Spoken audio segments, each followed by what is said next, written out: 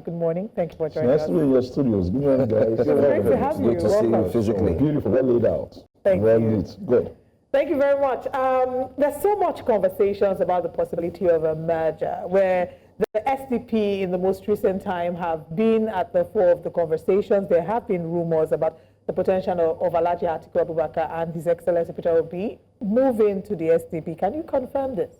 It's difficult to confirm what a big politician of Atiku's stature would do while he's still moving around and having conversation.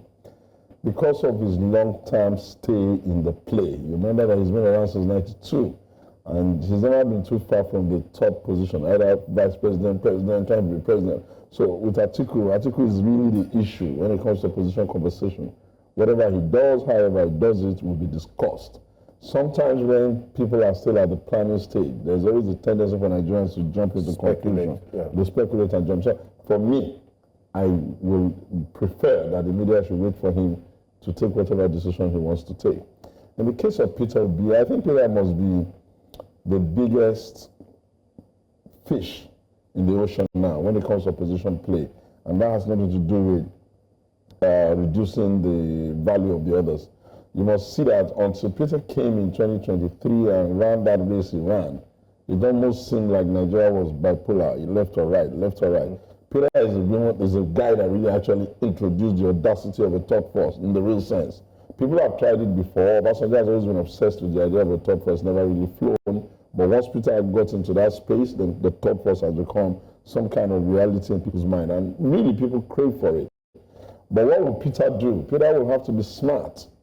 He has to understand that sometimes when you have gotten to a certain position, you shouldn't allow yourself to be carried back to the position you were before you took the risk of getting to that position. But hey, it's Peter's call. If he wants to go to SDP, the question Peter will have to ask himself is that what great value does SDP bring for him as an individual that Labour did not bring? If he thinks SDP has more structure, okay, good for him. He's going to find out it's not always that the grass is greener on the other side. The other question he's going to have to ask himself is that when a lot of young people are always looking at him, or already looking at him as the go-to guy, the guy that represents their anger, their energy, or whatever it is that they say Peter represents, we need not go and dilute people who, you know. So Peter will have to be Peter. When he makes up his mind, and Peter is quite capable of pulling surprises. I remember in the build-up to 2019, I know myself very well, and he knows too, I put a lot of pressure on him to run under PDP. My great expectation at that time was that if he had gone through the whole primary process, well, I knew Peter was popular with young people, but he didn't even know that popularity was that much. But I kept telling him, Peter, the people are, because it's the kind of thing I'm interested in. I'd hope that he would buy the ticket, which he did, and I'd hope that he would go through the primary, which plus or minus he may not win. Even if he didn't win, I knew that everybody would have been absolutely sure that Peter had to be on the ticket. So I was like kind of like looking forward to the 2019 experience, which I was the spokesperson, Atiku Obi ticket. I knew that if they had been wise enough, fact on the ground, deciding their action, they would have known that that's the only ticket I can win. But they didn't do that until it's gone. What do you think went wrong? Was it an ego problem? No. It was not an ego problem by any stretch of imagination. You see, because we are PDP, we're not like those parties that dash people tickets. We don't do that. We're so democratic, we're so robust in our systems that never mind what people are saying, we always do primaries. And you have to jostle for our ticket. So by the time the jostling is taking place, most often times people have started seeing themselves falling back. So by the time we're running into 2019, it was pretty clear that it was going to be a clear race between Atiku Abubakar and the use of Wike. It was going to be that. In fact, I was so nervous. I thought Wike was going to just beat us. You know what? The guy was so phenomenal. Before I get here, he had been there. Before I reached there, and I was running for Atiku. I said, God damn, this guy is something else. So obviously things like that will affect other people who really want to go to the ballot. Maybe that made Peter think, oh, why would the Igbos be on the PDP, been here consistent, supporting, and never been given the ticket? Why would they be talking about the Southern ticket and everybody in PDP will not simply just know that QED, no conversation, you've given it to Yoruba, you've given it to Southside Jonathan. Why would you even be making us struggle? So that must have been some consideration, and he probably wasn't ready for, nobody that doesn't spend shishi. So he wasn't ready for the kind of money that we do. Anyway, long story short, Peter was in Labour. if anyone told anybody in Nigeria that the Labour Party will come so close, those who are even fair-minded, will probably tell you that, we can't be shocked. Because if you have an election where people are gaslighting the race, like they were gaslighting the Igbos, they're bringing the Google here, they're doing this, they're beating them, you never know how much of their numbers you discourage from coming out. And if you have a system that, okay, everybody's not sure, was it this, was it that, you got to, but you have to accept that the audacity and the energy of Peter and his movement was absolutely humble. I mean, he beat the president in Lagos. No.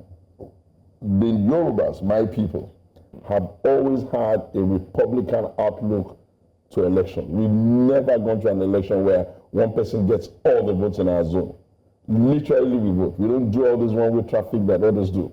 After all, Article 1 in Osun, and you will have to ask, do you not know even the relationship that is rumored about the president and Osun? That's how the Yorubas are.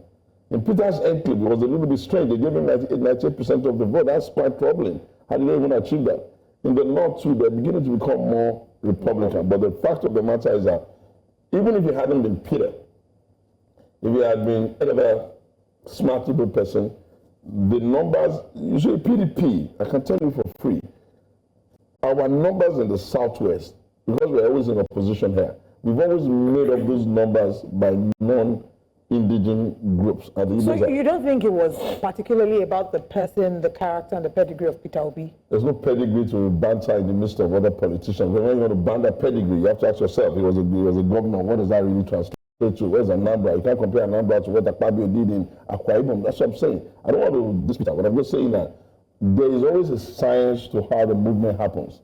And people like me are interested in that because people do a lot of things on based assumption. They love psychophancy more than they love fact, and most often time they get disappointed.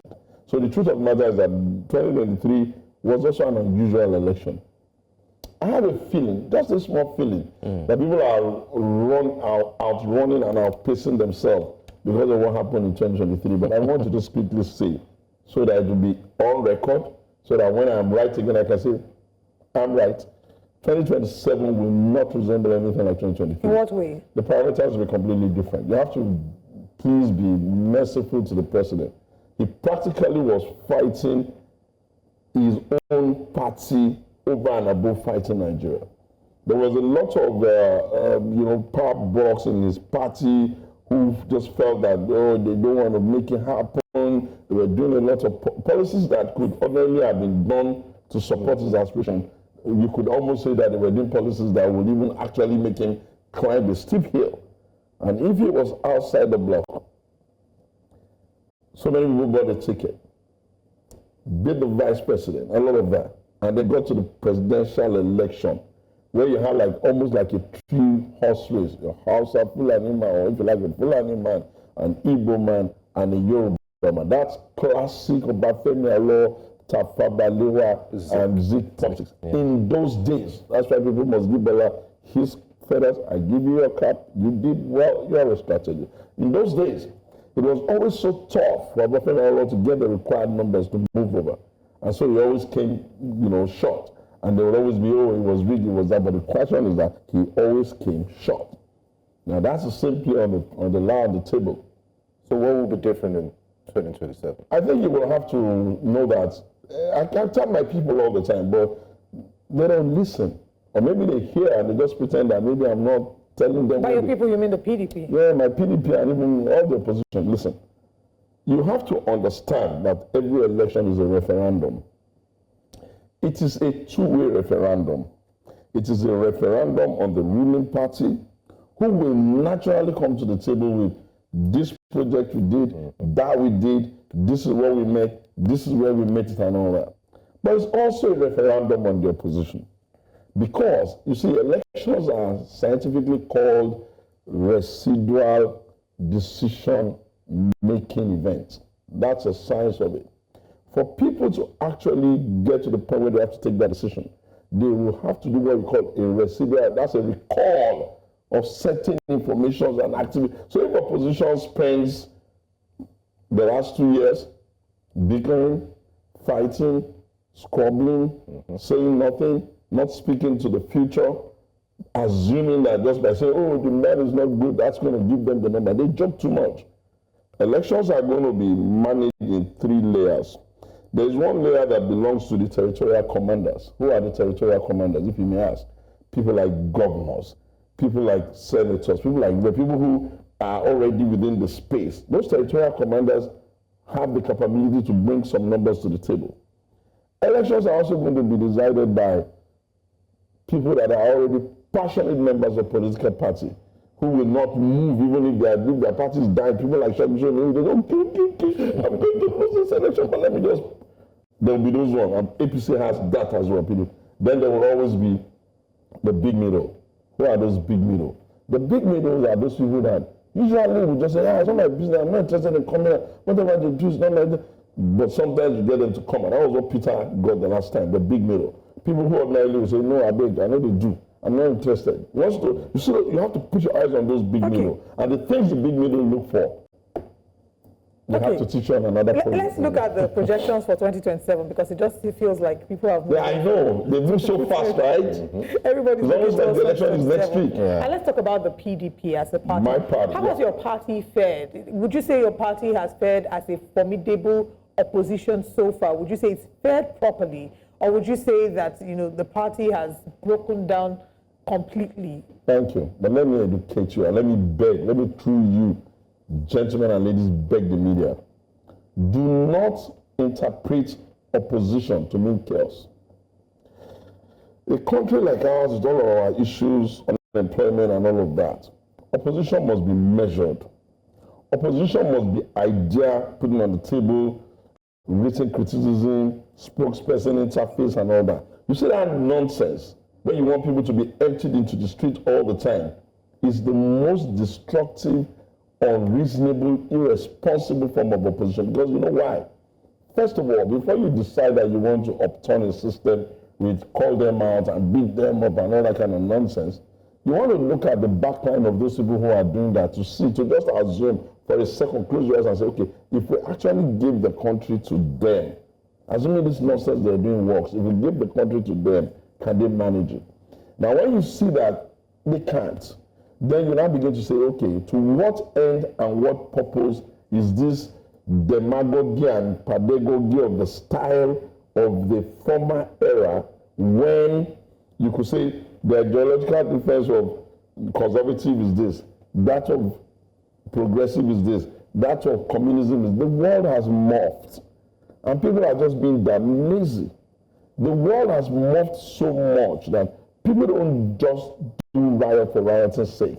They take big issues, which they want the ruling party or whoever is in charge of the country to worry about, and then they do some protest. But they don't protest every other day whenever they are bored. So if that's what people are expecting from PDP, that's totally wrong. It's not correct. Nobody said that. I'm just leading you somewhere. When we were in government and we ruled this country, I believe, effectively for 16 years, our rivals adopted this rather strange and crazy approach, which was that it didn't matter what policy we felt the country needed, like let's remove subsidy, let's do this. They knew, as leaders of the opposition, not uneducated, they knew it was the right policy, but they chose to play. I mean, in hindsight, they knew, even then. They chose to play the policy. I've had some of their characters stand on the program and say, oh, we knew, and then laugh about something that had serious impact on the people. The resultant effect is that they delayed progress. Now, because we have ruled before, we have led this country before, we understand how fluid the mechanism of keeping the country together. We understand how delicate balancing democracy is. We're not going that way. Now they're in charge. When they do a policy, we always have a point of view on it. We'll criticize it more than anybody else. Atiku will put out a position on it. That's opposition. The only thing that the Nigerian people must know is that opposition is not chaos. But they say your house is not in order. So how can you effectively function as a viable opposition? With due respect, you must understand that a political party is not exactly a garrison. It's only in a garrison that somebody just backs another and all the soldiers just say, aye, sir, and move, because that's how they are supposed to be. In a political party, a democratic one at that, like the PDP, people are expected to have opportunity for dissent. They're expected to have conversation within house. They're expected to go to court if they need to and all that. And those things you see there, it is a reflection of the character mix of the people of Nigeria. We are not a one people, one culture, one attitude country. We are a rainbow of coalition of different culture, different attitude, different interpretation of how we express dissent. And therefore, all the other parties too should learn. Whatever it is you see happening with the PDP, it's going to happen with any big political party. But the duration of this... Because, you see, again, that has to do with the fact that in our country, our cases in court don't get resolved overnight. There are some countries that, within a week, like if it's in with Rwanda, where they did an election and they had to do another one, they were in and out of the Supreme Court in less than a couple of weeks. We have High Court, Court of Appeal, Supreme Court. So sometimes, even when someone's case is being lost at the Court of Appeal, or the High Court, because we are allowed to go to the next court, he will still go to the next court. He will still go to the next. Then the other reason is that we have a rather noisy, if you like, cruise catching young people on social media. So things that ordinarily should not even come to their notice, should not be within their purview. They shouldn't have a comment on, because they can't even weigh in one way or the other. It gets to be discussed because PDP is open. And so you will always say, oh, somebody is arguing with this one, they have an argument. But the question you have to ask is that, if it is like that with the PDP, then it will be like that with Labour. Why does it seem like our rivals have the piece of the graveyard? Are there no men and women of stature there who could feel that, oh, no, you are cheating me? And must they always run out of their party when they have been utter frustrated like Nasiru El-Rufai? It's not the way of democracy. Do not imagine that democracy means one man will just speak and everybody will roll over. You may desire it. There is a model somewhere in the world which I'm studying now, which is the Chinese model. The Chinese model is they prefer consensus from within before they now get to party. But there's a way they built it. It's built on a lot of very, very stringent, and they call it fact-based decision-making process. Fact-based. So they have a lot of research institutes. They have a lot of organizations that look at everything and everything before the leadership now take a decision. And when they take the decision, everybody in the Communist Party line up. They even tell us that it's even more democratic than the one we do. But I'm still studying it. I hope that I'm able to. I like to do this kind of thing. I hope think so I can. I still want to go back to the question I asked you earlier, and the one that my colleague in a way had asked. Our party. Yes, the people, PDP. The PDP has faced a number of, some of the members, key figures in the PDP have faced challenges in the past year or so. PDP governor is currently suspended. In fact, at the point where he had... the Rivers issue? Yes. So not just that. So there's the Rivers issue. There's Nyesom Wike, who the people have asked, is Nyesom Wike bigger than the People's Democratic Party? Is the party afraid of Nyesom Wike? So it just feels like there's been a number of issues. You know what? So let's maybe start with that. Let's start with the Nyesom Wike issue. Yes. You see, people expect that they will win when they have not put in the effort to win. Nyesom Wike, being a member of the party, they've always called him the challenge before we got to the 2018-2017 convention, where a lot of the Yoruba people wanted to be national chairman, and he wanted to put Use Secondos. We had done all the crisscrossing, but when the chiefs were down, they voted for his man. Now, when they voted for Wike's man, which was Secondos, only to turn around and start blaming him. People forget that the decision, the responsibility of that final decision is yours. It doesn't matter whether you say they bribed you, they bullied you, the decision is yours. And when you do a convention, it's the key highest members of society, former this, former that. If they took that decision, how is Wike to blame? Leave that. We ran into this, we ran that race until we got to 2019. And Atiku Abubakar won that election. But Wike backed Tambuwal. Was it his right to back somebody? Yes, it is his right. Should he push as hard as he can? Yes, he should push. And Atiku won. What did Wike do? Everybody came together and worked very hard to push that election. Atiku won. PDP won in Rivers, PDP won everywhere. How is Wike the problem? Then we came to 2023, the build up to 2023. You know, Wike, you owe me money because every time I say this, people say you are paying me, and you are not paying me, and you know it, and I don't even talk to you like that. They went to Asaba, a meeting presided over by the man who then eventually became my advisor, Okowa. And they all agreed, governors agreed that the next election is going to be a southern election. Asaba was not even there. He didn't attend. For one, maybe he was out of the government, busy. The very next day in the morning, I ran to, I think it's Arise or one of them, I can't remember, TVC. I was bellowing with a lot of power that, look, political parties are not under obligation to zone according to another political party. This is a trap for PDP. We've gone south, north, south, north. If we can go anywhere we want to go, they have only gone north. Why would you be sitting down with them and be signing an accord that says everybody must go south? Do you realize the implication of this thing? And I said, in that case, if PDP is to go south, the only south we can go that is equitable, that is fair and just is to the Igbos. Wike was not there. You know what happened? PDP governors then sat down and said, to the same Wike guy that they are blaming, Mr. Wike, you are the only one that can help us do this thing. Yeah, throw yourself into the ring.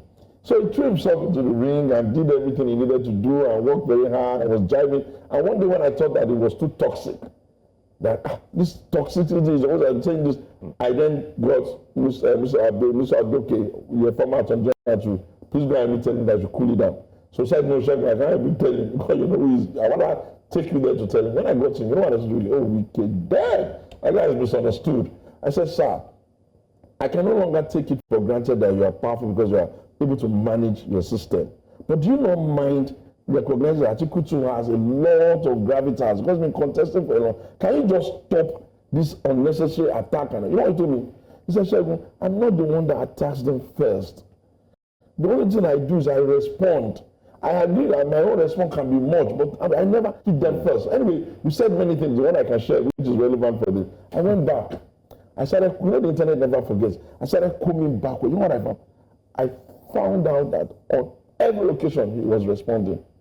It would always be one joker who doesn't even understand what we're trying to do with the article plea that will go and attack, then he will attack.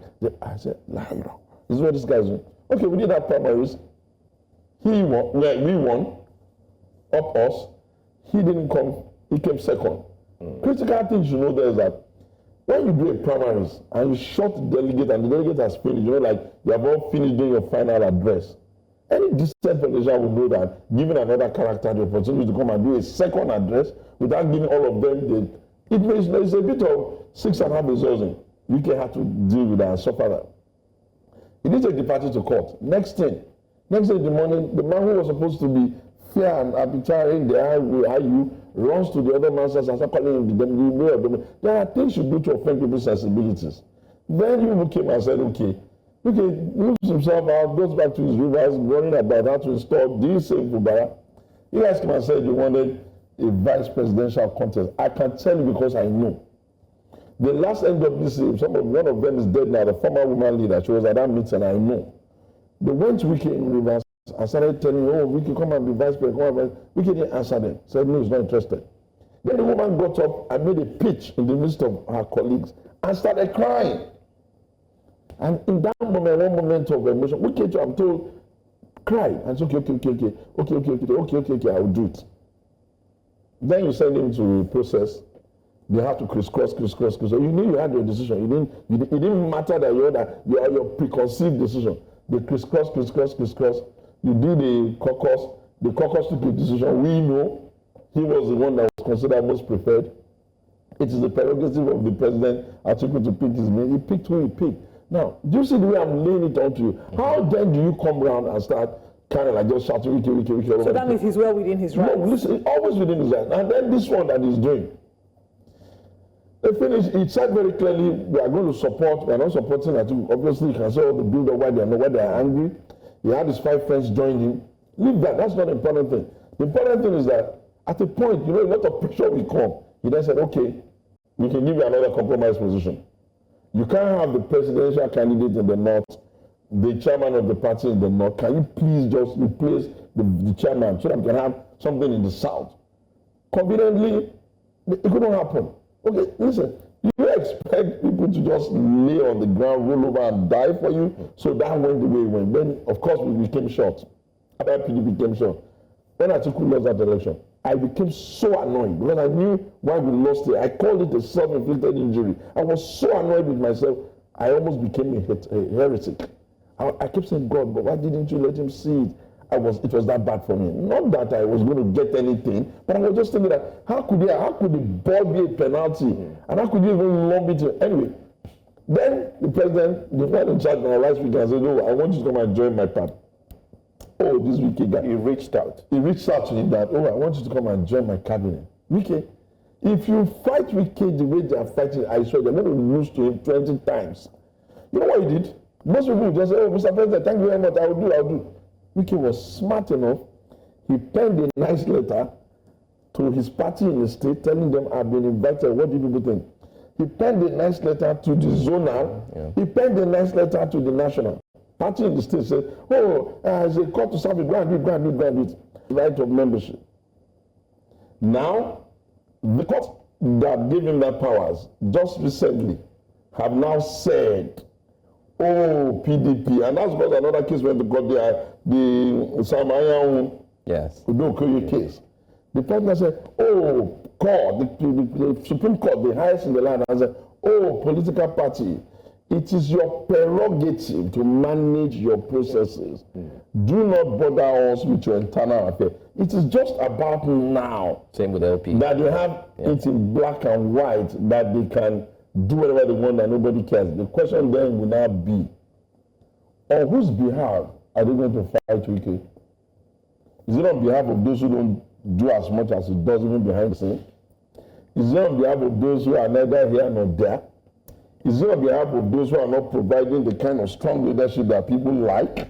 So if they want to suspend him, they have to also take up a second problem. The second problem will be, okay, let's write the letter. So which Wike, you are expelled. Okay, after your happiness, we have expelled him. What does it really translate to? Wike is not in that kind of weak position. I'll tell you why. It's not because he's tall. It's not even very tall. It's not because he's fat. It's not very fat. He's a smallish man, just like the president. They're like two peas in a pod. Wike is that way because in 2023, he ran the presidential primary. You know what that does for you? It gives you structures in every state. For you to run for presidential primary, you will create structures in every place. You will fund your structures in every place. You can't even measure how many of the so-called PDP men that are just talking, how many of them are even with him. People like me who shoot straight and tell them this is how it is, they sometimes accuse me, but I want to put it publicly on record. I'm not in that way with Wike. So it's just that you may desire to defeat Goliath.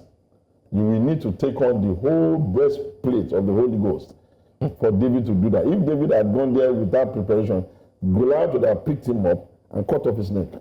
Okay, let's move away from Wike now. Let's look at the PDP crisis. We've talked about River State. The River State issue. Okay, the River State. Okay. So far so good, we've not seen a lot of PDP members coming out to speak against the suspension of Sim Fubara.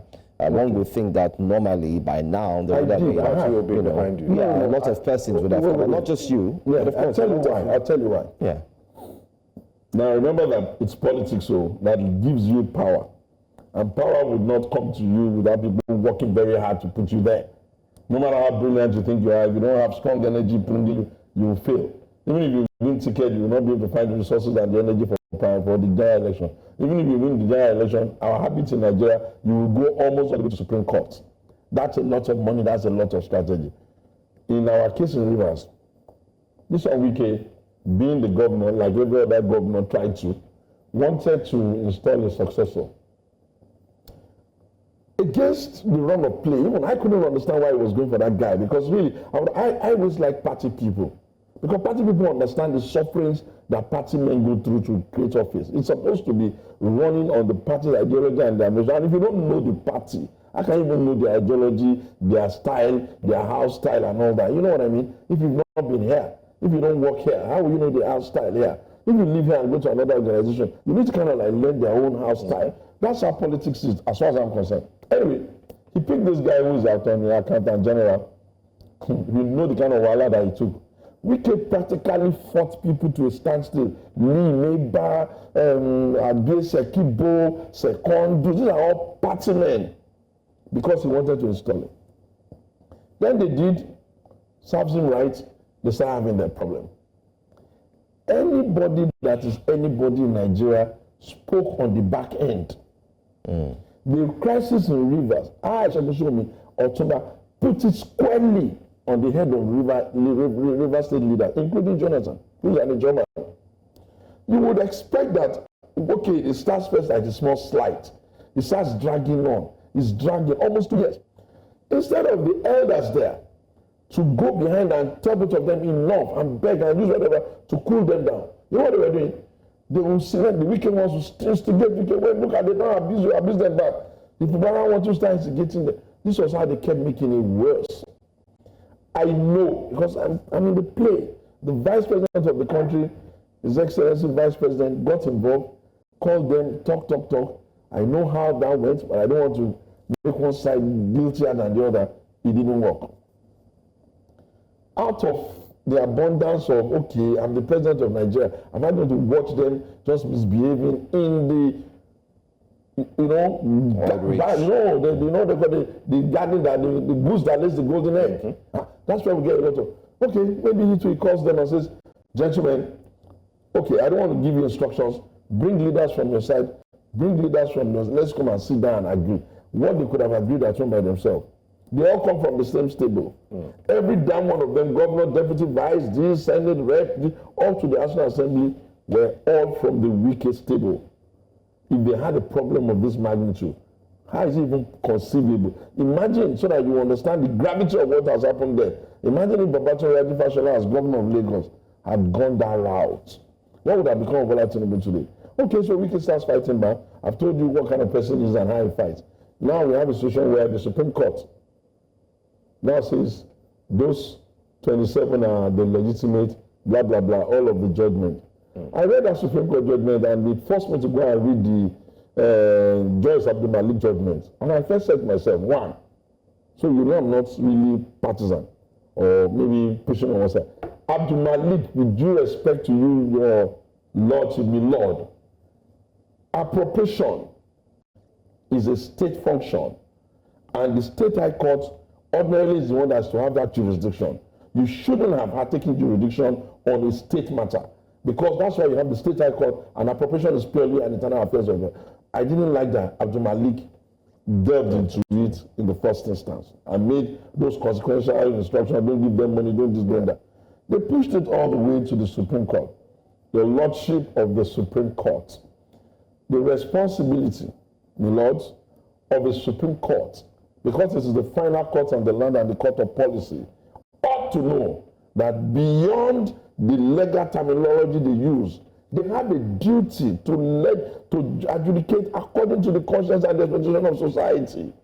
You put us in a cul-de-sac, and then you went and said that the court, what's the name, the judge, the Amauli led and the assembly, was that the case before you? Okay. Assuming you've done that, okay, tell me. The president gave them a couple of weeks, I'm talking nicely about it, that doesn't mean I want to abuse you tomorrow. The president then gave them a couple of weeks to see whether when they go back home, they will do what they need to do. What did they do? The governor will say he's coming to give them the budget. It was Tom and Jerry. Exactly. They just kept doing Tom and Jerry. What would any decent person do? Well, it's okay. Enough of this nonsense, state of emergency. In the first instance for 6 months. When they put the state of emergency down, he does it into Gazette. They take it to the National Assembly. Pray that they don't approve. Once they approve, that's the law. There's nothing you can do about that. So what are we supposed to do? You don't know the amount of mechanism we've put in at the back. But they said to get that. No, wait. You've seen the governor of Bayelsa. You've seen the law. We won't tell you all of that. Those are not for public consumption. Just to see whether we can close the round. Because obviously we are not going to kill one of them for the other. So we'll have to figure out a way to manage both of them. And I have said to His Excellency from the governor of Rivers, similarly Fubara, the journey from home being your caucus with the Wike and Co. even if it be as far as to Australia, it's the same distance back home. And I've tried to say, I don't see any easy way out other than you guys go back to where you started from and heal yourself. And I shared with them a big axiom. I tell people when they are quarreling too much, I say, none is all good, none is all bad. So you can find the middle ground. Because I don't understand what if the federal government could not solve it, if the court of law could not solve it, what exactly would the PDP do, given that that's an environment where people are very energetic and animated. It's not like them to start saying, I wanna, shana, tana. That's how they are. It's not like them to say, if you didn't do, you didn't do. If you know, it's not like it's a weekend day, there's always a lot of energy there. So managing them requires that you must do within the law, you must be patient to run the course, and I think the state of emergency is working. The rhetoric has reduced. I wish the Supreme Court had written in their own judgment that we bar both sides from public comments. That would have even made it a lot easier, but it didn't bar them. What do you think the end game is for Rivers? How do we go back to, post state of emergency? Do you think the parties would have resolved their differences? The way I would say is this: Rivers state leaders, you saw Wike, especially using like Wike really doesn't have anything to lose if you don't get your state back, really. Technically speaking, you won't lose anything. You are the one that will lose. You have to understand that the butterfly or the mote is in your hand. It's alive. If I ask you, is it alive? You can crush it and it will be dead. If I tell you it is dead, you may release it and let it fly. So it's up to you people. But the one thing you can be sure is that no leader what is saw, no commander-in-chief what is saw would allow that kind of play to continue without some action. And kudos to him, he has stabilized the place. I pray they indicate that they are now good. It's like a husband and wife, they're going for a divorce, and then they get to the divorce court, and then you just sight your babe, and she's looking all, and then you start to smile, and then she looks at you all, and then you just say, okay, my Lord, we're not divorcing again, we're giving ourselves a second chance. Case cool down. Okay. People must learn that serving people, serving nation, serving communities, serving state is a service. You don't have to serve against common sense. And nobody is big enough to own the suffrage of the people. Who is serving against common sense? They will have to decide among themselves what the issues are around what they are fighting against. But look, there are 36 states in Nigeria. We will not be marked or judged only because of one state. Are you worried about the state capture? Because it seems people say state capture. Yeah. You know, are you worried about that? When people started screaming state capture, I said, okay, is this state capture or state surrender? Okay, let's because your name has also popped up that you might be... No. What I have said is that what I have done, when the matter became too noisy, I then sat down and said, what can we do? This democracy must not fail. I then created what I called the alternative movement. That alternative movement was to get us to go back to the basis and start asking ourselves, is there not a better way of doing these things?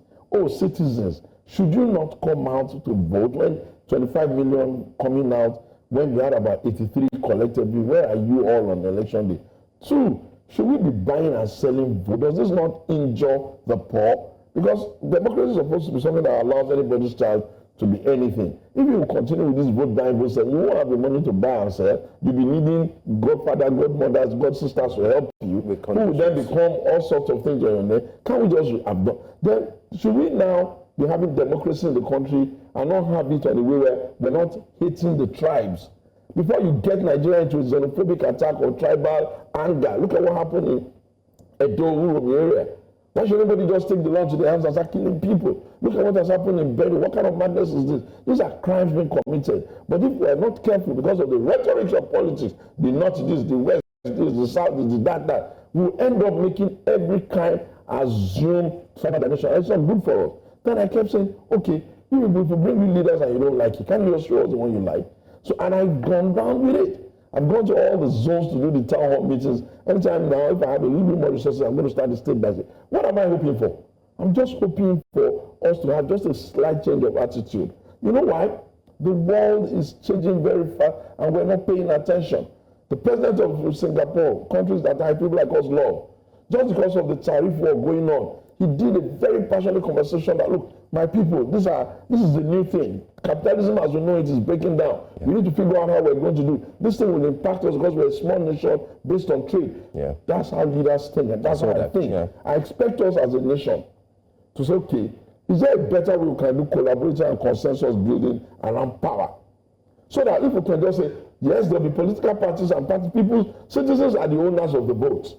You can't be blaming PDP because you didn't vote for us. We campaigned. We told you we're better. We showed you our idea. We sent you what do you call it? Our manifesto. We showed you our development plan. We danced. We did whatever we could do, but it was your choice. Right. When you have now taken that choice, what I don't want you and your media friends, you and your public friends to do is to not be blaming PDP as if we did not present ourselves. Our duty is to present ourselves the best way we can. It is your duty to safeguard your vote and to ensure that Nigerians are learning that you just don't vote for opposition for the sake of it. And they did it when PDP was removed from anybody, any government in power, by any means necessary, apart from Goodluck Jonathan must go. And they've seen the results of that. Do you like the outcome? I mean, it's not. I'm going to tell you why the outcome is bad. You wanted to form a coalition and you deregister two parties, mainly ACN and CPC. Fine. If there is nothing good we can take from that, at least give us an alternative party that had pan-Nigeria, disposition. The Southwest handshake in the North. It's not bad. But beyond that, is it the chaos? Is it the cowing of even their own members? They'll just wake up in the morning, they remove chairman. The chairman will not even have the guts to say, I don't agree. They remove secretary, can't even say, I don't agree. How would anybody even want to be? Well, let me not put my mouth in check because it's politics. And people change their mind. But at least since 1998, I've been here. Supporting the PDP could trick and tin and being the poster boy and running and shouting. Do you have any plans for seeking political office? I have. I tried to be governor in 2023. I got the form, we ran the campaign, we did independent candidacy. All of us did our own thing as we could. We went to court. I won at the Court of Appeal. We went to the Supreme Court. They didn't call the case in time. It became status bad. What did I do? I supported the candidate. Okay. Not out of weakness, but because I feel that, you see, you must build political parties to last. Even in China, the Communist Party is 104 years old. The ANC, African Congress, what do you call the name? Yeah. They are 124. The one in the Conservative in UK is about 198, 197. The one in America, 198, 198. Do you understand what I'm saying? If you don't agree that organizations have lifestyle, lifespan, and they go through a lot, and you don't have people who are saying, okay, we will keep improving it, but we'll be marching on. You will not have anything. The people who are saying they want to coalesce now, they don't even have any party that's agreeing to the market, to deregister himself into them. They're just shopping for where they're going to contest the election. One of them hopefully will get it, and what will happen, knowing them, a few of them will go and do deals with the ruling party. Another said to jump out and said they want to go and take another. It's just you just said something. Do you agree? There's also the statement that there seems to be an interest from the APC to ensure that the other opposition parties, they say opposition parties, political parties don't do themselves favors. Are not strong. Just listen. Political parties don't do themselves favors. And it is the responsibility of political party to do whatever it can to win, especially when it's the ruling party. It's the responsibility of opposition to do whatever it can. The game is the game. It's the game, it's the game. Look, in 2011, not gentlemanly tactics. In 2011, so before you start calling people all sorts of strange names, in 2011, the ACN, as they were then called, had the presidential candidate. And the PDP had, of course, Jonathan. And there's a lot of rumor that the big man of ACN, Malami Tinubu, didn't put in as much gravitas into helping them to win that election. And people say, okay, I can tell you the backstory if you want, if you are interested. They wanted to do the Buhari one, they wanted to do the Muslim ticket. Then they told him, oh, we are not doing Muslim ticket again. Without asking him for an opinion, then they told him, oh, we have made up our mind, Pastor Tony Bakari will be the running mate. Classic Bola mate. You know what I told them? He said, and I'm quoting, I agree that my younger brother's leg is bad, and you may need to cut off my 2 legs to repair his leg. I agree. The only challenge here is that you have not provided me with a wheelchair. And he got up and left. And that was the end of the election. So what I'm trying to say is that there are men who are territorial commanders in politics because of the effort, the hard work, the investment, the people behind them. When you are confronted with a territorial commander, you have to negotiate.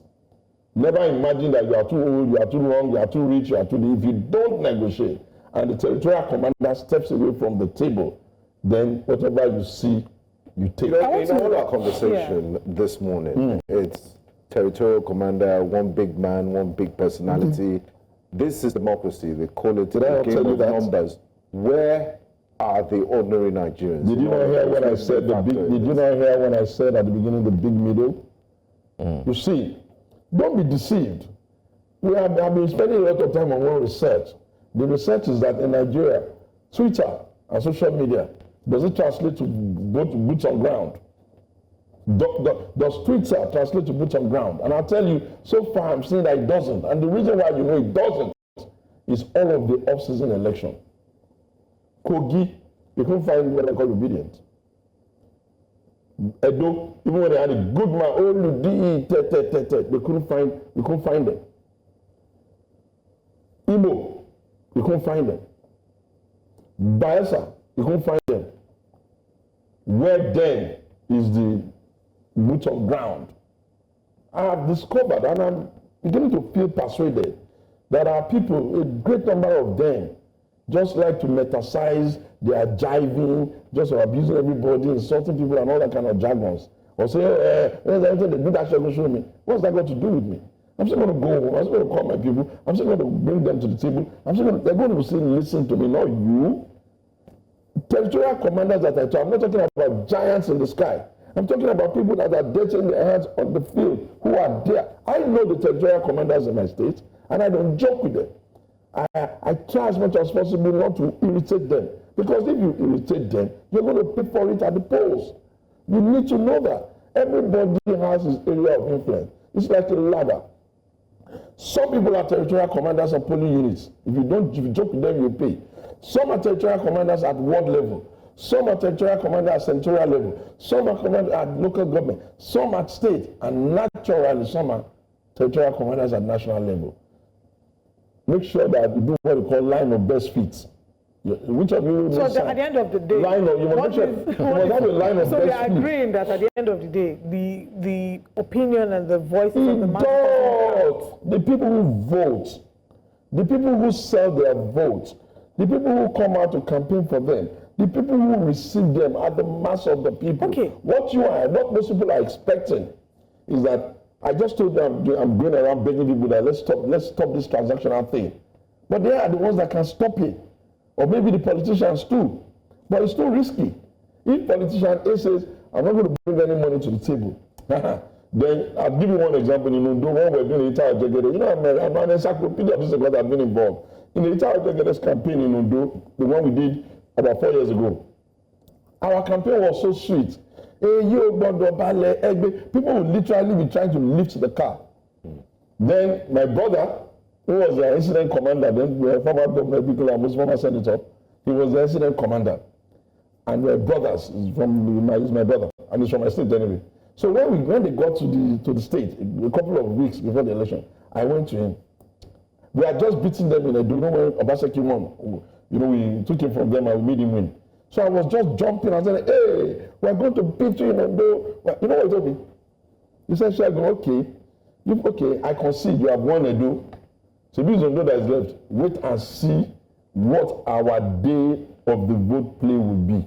You know what I found out? What? On the day of the vote of Ita, they got only 3 local governments out of about 20 something, about how many now? I can't remember, maybe 16. With all your nice 16. With all our campaign songs, the people energized and all that. The people started shouting. I'll say it in Ondo, they say it in English. When he did Boko Sebe, won't you just quickly vote and cook soup? We did not vote. They said our people that were on our line started jumping together and collect money to cook soup. That is what we find practically. And unfortunately, it's how party is being weaponized. We're out of time for the conversation. I enjoyed myself. In 1 minute, can you speak to the support that you think that the People's Democratic Party may or may not have given to Senator Natasha Akpoti-Uduaghan? We gave her support to the extent that we kept saying, no, we don't agree. And almost all of us have been on the fence. if even those who are upset by the fact that, there's something called femme fatale. Femme fatale is the energizing of feminine energy to emasculate the male. And we always look at, okay, there's a borderline, we try to overdo it, but okay. But we have given her the support. We've not come out to say, we don't agree. The problem is, I don't know by what magic the present assembly, especially the Senate, I don't know by what magic they all became people that are just, the year have it, the year have it. None of them willing to say the may have it. And it's their caucus. They run according to their rules. Even if you say don't do it, if they go there and they put a vote instead of an actual vote, you know what? They did a voice vote where they wanted to mask. They didn't want us to know the people that voted against her. And they said, the year have it. What do you want us to do now? You have to beg, and I think maybe we can do something too. What we can do as a political party is that we need to look at people that we're sending to those places well. Because the legislature is actually the bedrock of stabilization of democracy. If they are all yes men, they are yes men. When the president brings a bill, yes. When he wants to remove somebody, yes. When he wants to declare somebody, yes. What do you want us to do? The law is the law. Otunba Segun Showunmi, thank you for the so much. morning on Breakfast. Totally my pleasure. Thank you for having me. All right.